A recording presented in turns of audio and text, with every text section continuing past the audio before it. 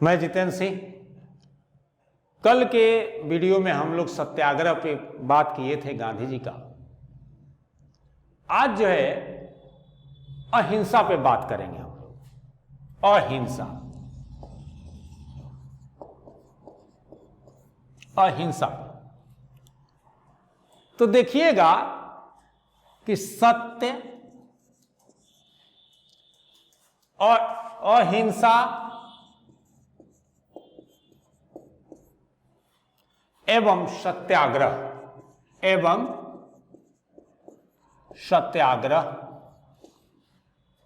ये तीनों महात्मा गांधी जी के तीन अचूक, ये जो है रामबाण था। ये तीनों टन रामबाण, जिनका प्रयोग, यानी कि सफल प्रयोग कहिए, जिनका सफल प्रयोग उन्होंने देश को साम्राज्यवादी शक्तियों के चंगुल से स्वतंत्र कराने के लिए किए थे। गांधी जी जिस अहिंसा की शिक्षा देते थे और जिस पर वे अमल करते थे, उसका आधार किसी को दुख न पहुंचाने का प्राचीन भारतीय सिद्धांत है। नकारात्मक तौर पर इसका अर्थ है कि किसी को कष्ट न देना या किसी की जान न लेना। अहिंसा का अर्थ है संसार की किसी वस्तु को मनसा वाचा कर्मणा से क्षति न पहुंचाना, यानी कि मनसा वाचा कर्मणा, मनसा वाचा कर्मणा, ये अक्सर आप देखते होंगे, ये सब शब्द आते हैं, से क्षति नहीं पहुंचाना।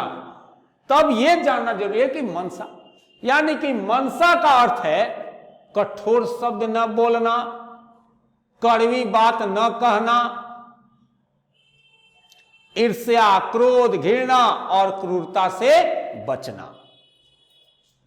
सकारात्मक तौर पर अहिंसा सर्वशक्तिमान, अनंत और परम ईश्वर की पर्यायवाची है। सकारात्मक तौर पर अहिंसा जो है वह सर्वशक्तिमान है, अनंत है, परम ईश्वर की पर्यायवाची है। यह सर्वत्र व्यापक तथा अनादि सिद्धांत है जिसको जीवन की हर स्थिति में लागू किया जा सकता है। आप देखेंगे कि कुछ इस पर बात भी कुछ लेखकों के द्वारा की गई है। जैसे आप देखेंगे कि GN. Dhawan, doctor GN. Dhawan का एक किताब है कि political philosophy of Mahatma Gandhi. GN. Dhawan की एक प्रसिद्ध किताब है political philosophy of Mahatma Gandhi में वो लिखते हैं कि अहिंसा का अर्थ है हिंसा को छोड़ने का प्रयत्न, जो जीवन में अनिवार्य है। अहिंसा का लक्ष्य है मनुष्य को शारीरिक बंधन से छुड़ाना, ताकि वह ऐसी स्थिति प्राप्त कर सके जिसमें नाशवान शरीर के बिना जो है जीवन संभव हो। गांधी जी की अहिंसा का अर्थ चुपचाप अत्याचार सहन करना नहीं है। गांधी जी का, या गांधी जी जो अहिंसा जिन्होंने अपना सिद्धांत दिया, उस अहिंसा का अर्थ चुपचाप अत्याचार सहन करना नहीं है।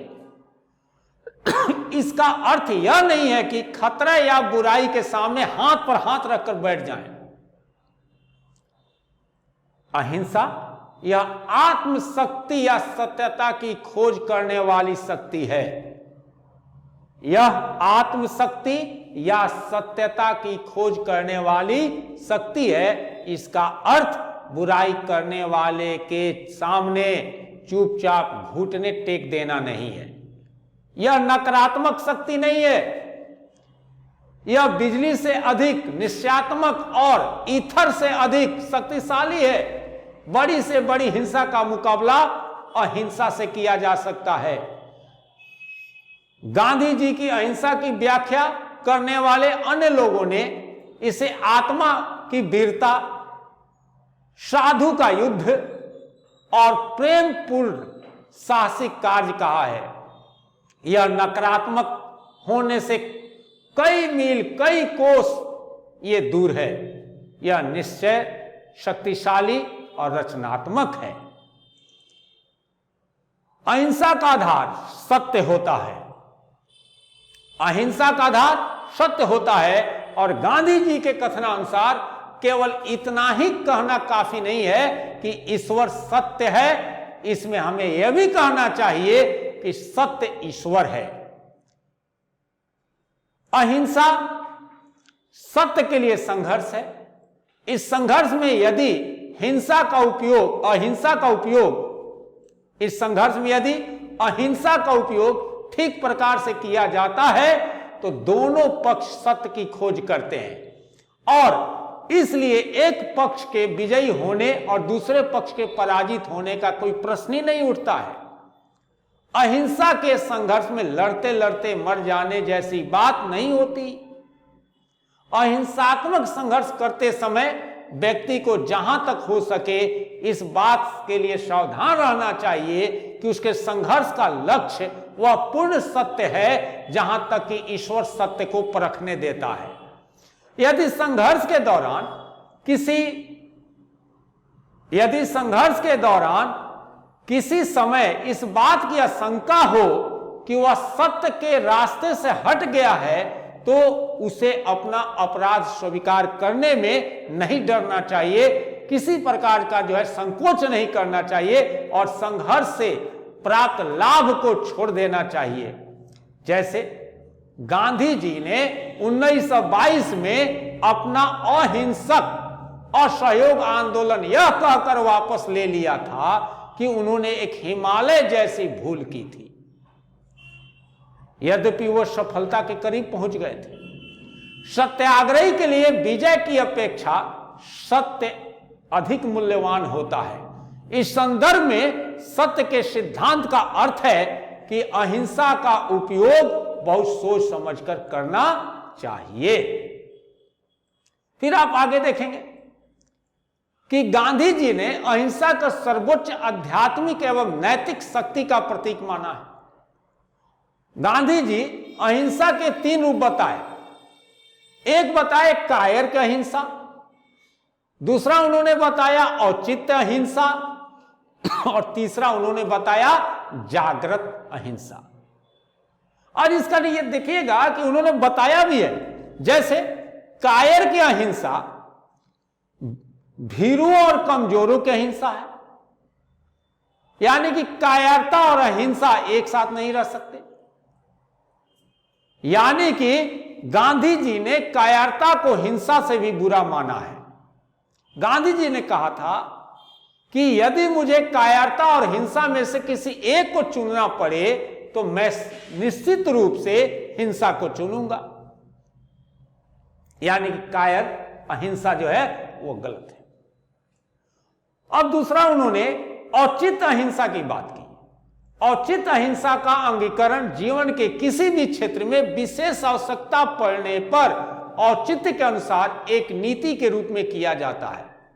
यह अहिंसा यद्यपि निर्बल लोगों की है, तथापि यदि इसका पालन पूर्ण मजबूती और ईमानदारी से किया जाए तो यह काफी लाभदायक और शक्तिशाली सिद्ध हो सकती है। उसके बाद उन्होंने जागृत अहिंसा की बात की। जागृत अहिंसा मनुष्य के भीतर उसकी अंतरात्मा की पुकार वह स्वाभाविक रूप से जन्म लेती है।